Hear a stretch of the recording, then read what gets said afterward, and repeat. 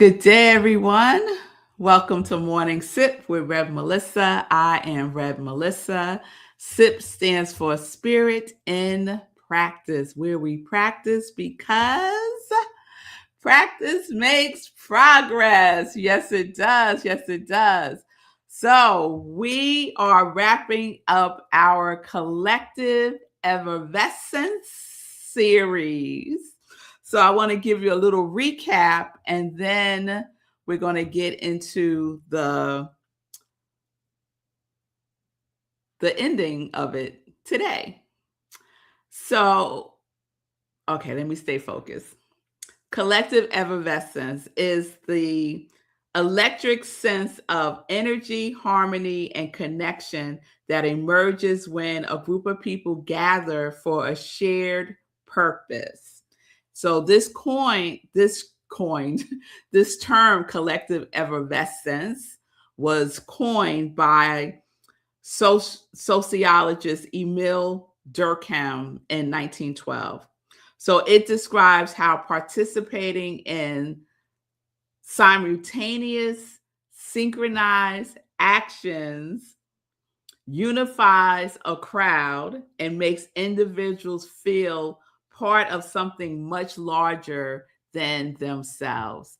And the example that I have been using for this has been the collective effervescence that has been generated from the Knicks winning the championship. And yesterday I shared the core elements of collective effervescence. And they are emotional synchronization, shared focus, and social cohesion.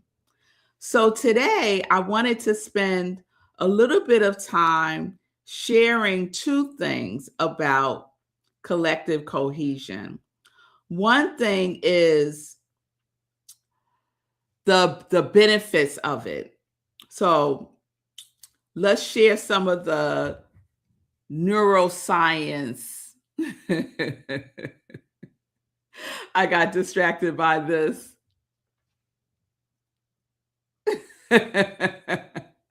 For Sekou, everything is through the lens of money, right, Sekou? Yes, coined. The term collective effervescence was coined by sociologist Emil Durkheim. So there's psychological research on this phenomenon, and there is also neuroscience information that talks about how collective effervescence is a concept that not only benefits the individual, but also benefits the collective, right? So it draws you into something that is larger than ourselves. So here are some of the benefits to collective effervescence. Lower stress responses. So the group synchronization acts as a biological reset. So it lowers cortisol and it helps to regulate the nervous system. And so I could feel like it was so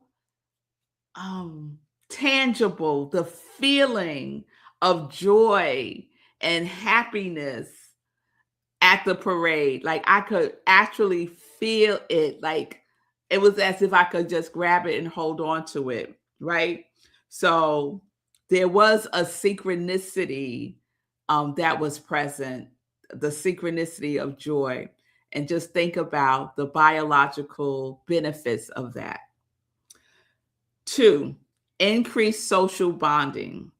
The shared emotional experience acts as a powerful social glue, fostering trust and empathy among strangers. And I talked a little bit yesterday about the glue, right? That collective effervescence is not just a mood, it's the glue of connection, right? And we saw that connection again at the Knicks parade.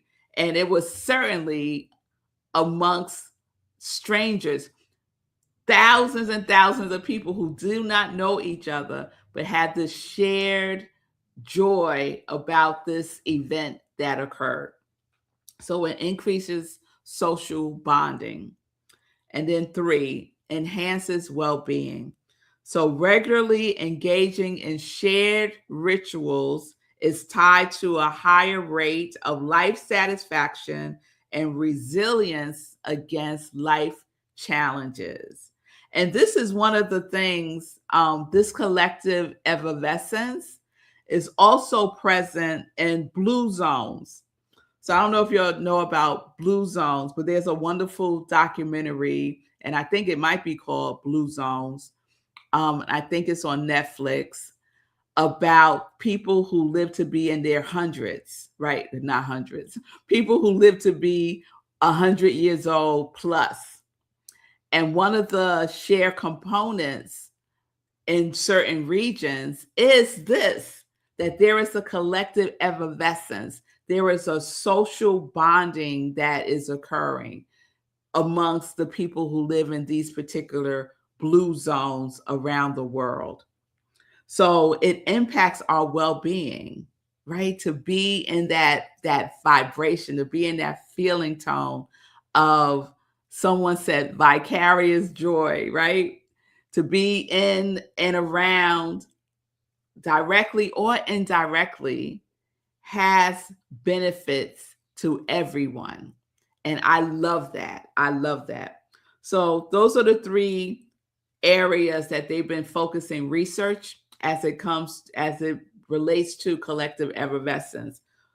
Stress, what it does to stress in our bodies and our nervous system, how it increases togetherness, that sense of social bonding, and our overall well-being is enhanced. So I had another opportunity to experience collective effervescence, and this happened on Wednesday. So this happened on Wednesday, and the collective effervescence that I experienced had to do with going to see a play. And so the play that I saw on Wednesday is August Wilson's Joe Turner, Come and Gone. So it's a classic. It's been done before on Broadway. I'm looking for something to share with you all. So let me open this up, because I like the way they describe it on the Apollo website. And the Apollo Theatre is one of the co-producers of the play. So they describe it as a moving story of personal awakening, collective memory, and the quiet power of human connection. And it stars Taraji P. Henson, Cedric the Entertainer, Ruben Santiago Hudson, and Joshua Boone. And it's directed by Debbie Allen. So knockout cast, y'all. So Marco and I went to see it on Wednesday to celebrate his birthday. And for me to prepare for the talk back that I will be moderating on next Wednesday. So let me share this with you all. So this is the play. This is me. So I will be doing a talk back after the play is shown. After the play is done on Wednesday, July 1st, and I will be leading the talk back, talking about the power of Black joy. And I am so excited for that. So they call it a post-show conversation. So I'm the moderator with the cast and with the audience. So I am really excited.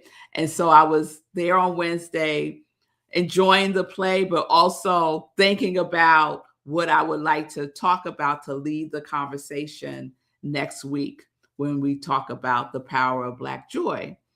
And the power of joy, let me take that down.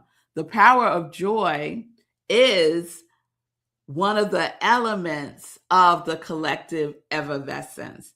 And this play, Joe Turner's Come and Gone, is there's this underlining theme about having your song, right?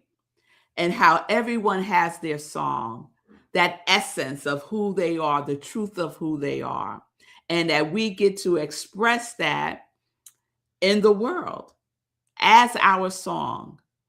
And that's one of the themes in the play, that there are some people who are living that song, right? They are living an effervescent life. And then there are others who have lost their song, who are searching for their song, who are seeking to reclaim their song. And so that's kind of like an underlining theme in the play that I am going to use in the talkback next week. And sitting there with all of these people, and let me tell y'all, obviously, I'm a Black person in America, right? And when I go to Broadway shows, and I go pretty regularly, oftentimes there's not many African American or even people of color at Broadway shows. They're very, very expensive, Broadway shows are.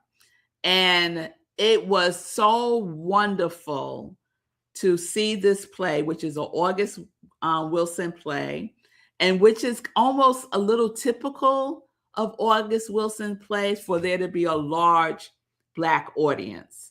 That's been my experience going to see plays by August Wilson. And so Wednesday was similar. So there was this collective effervescence from the audience who could relate to the characters that were being played out in the play, just about being Black in America, right? And all of the struggles of that, still being in joy with life by singing your song, by connecting to that energy, that purposeful energy that each one of us, regardless of race, color, creed, religion, regardless of any of that we are here to express and to embody and to be, because that is what the world needs. Yes? So the audience was highly engaged. Talk about a talk back. They were talking back during the performance, which was hilarious. And sometimes the actors would respond to what people were saying. But that's not typical in other audiences or at Broadway shows. Usually, in my experience, it is people watching the show, but not necessarily participating in it. And I think that's unique to culture. Let's say it that way. That's unique to culture. And so it's always so fun for me to be in that energy, because it's contagious. And it's another example of collective effervescence. So I'm excited to share my joy, the joy that I am, my unique expression of joy, with this community, and to share it on Wednesday at this awesome play with awesome artists and an awesome audience. I am so looking forward to that. And so I got like a little taste of it on Wednesday when we went to see the show. The other thing that was happening that I mentioned is Times Square in and of itself is an experience. So if you've ever been to New York and you visited Times Square, you know what I'm talking about. However, it was more intense on Wednesday because the World Cup is happening. And apparently there was a big match on Wednesday. I am not tapped into FIFA and the whole soccer stuff. I'm just not tapped into it. But let me tell you, it was a straight up party on Times Square on Wednesday. And the only thing that I could think about was this. This is another example of collective effervescence, that joint exuberance, right? That shared experience of something that connects people. It doesn't matter if they know each other or not. It doesn't matter at all. It is something that glues us together, right? And it was evident.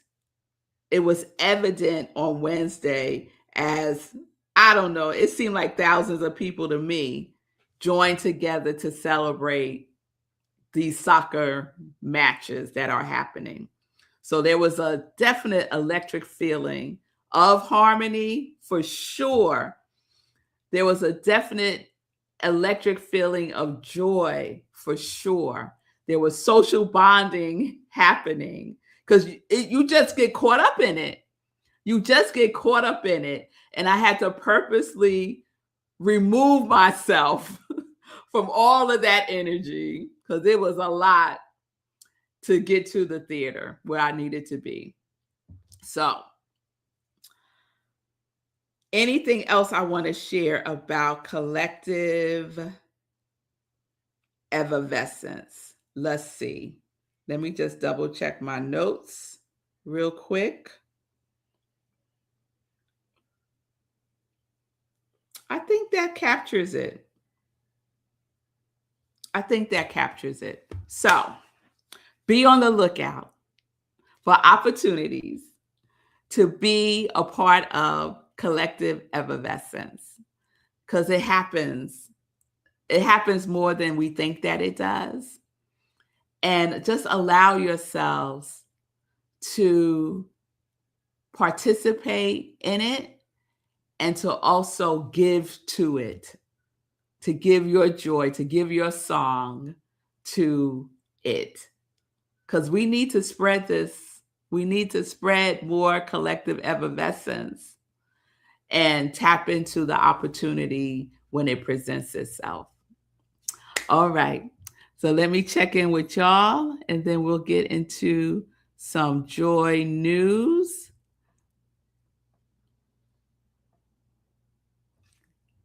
All right. Good day, Ron. It's good to see you. Good day, Shayla. Good day, Pamela. Yes, Patty, it is exciting. Thank you. It is very exciting. And what was so exciting is that the person from the Apollo Theater reached out because I'm known as, I am developing this reputation of joy. So like some people call me Miss Joy. And so the folks at the Apollo was like, we need somebody to moderate the power of Black joy. Let's reach out to Red Melissa. I love that. To have that reputation for joy is awesome to me. It's just awesome to me. So thank you, Patty, for that. Good day, Fee. Yes, yes. How we do. Breaking the fourth wall. Very cool. Thank you, Say Cool. Love us too, Fee.